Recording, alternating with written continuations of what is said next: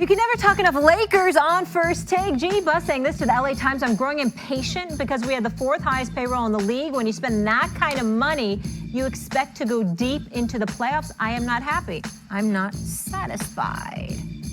Stephen A., your reaction? Well, first of all, I want to applaud Jeannie Buss for saying that, because I think one of the things that has plagued the Los Angeles Lakers, particularly over the last year or two, is that you hear conspicuous silence emanating from that franchise. You got to speak up with some of the decisions that have been made. You got to tell why those decisions have been made. You got to tell what you feel, what your expectations were, etc. So you don't have players standing before the press saying they arrived in Los Angeles with no expectations whatsoever. You can't have that, okay? So I applaud her for speaking up.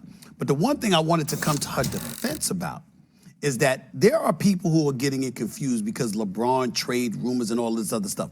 The likelihood is LeBron ain't going any damn place. The flip side to all of this is that I'm the one that suggested they should consider it. It wasn't the Lakers. Lakers ain't been out there trying to trade LeBron James. You know, nobody's been out there for Los Angeles Lakers trying to trade LeBron James. LeBron James got a year remaining on his deal.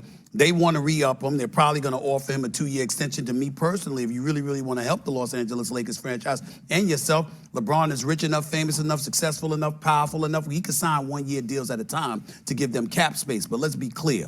The Los Angeles Lakers aren't the ones that talked about considering trading LeBron James. I've been the one on the record saying it's something they should consider because he's the only viable asset they have.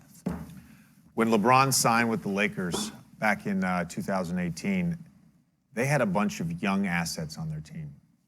They had draft picks going forward. They put all of those chips on the table to get Anthony Davis, and guess what? They won a championship. This whole LeBron James experience for the Lakers, to me, has been a win. If you're going to be willing to give up all your assets, if you're going to be willing to trade away your young players for Russell Westbrook, you got a championship out of it, it's worth it. Correction, wasn't all the assets, remember, for Russell